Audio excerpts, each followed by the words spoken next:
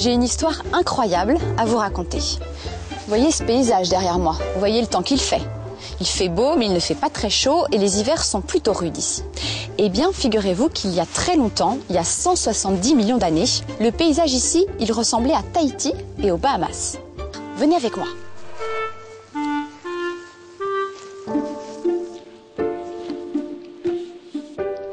Tu vois, si on regarde ces cartes ici, oui. Là, c'est la carte du bassin de Paris telle qu'elle est aujourd'hui. Et tu vois qu'on a cette forme, c'est une sorte de cuvette avec les terrains anciens qui sont sur les bords et qui vont dans le fond de la cuvette.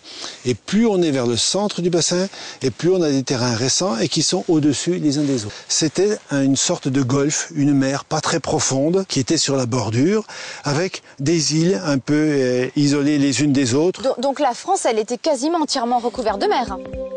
Comment les géologues comme Alain savent-ils tout cela alors que ça s'est passé il y a des millions d'années?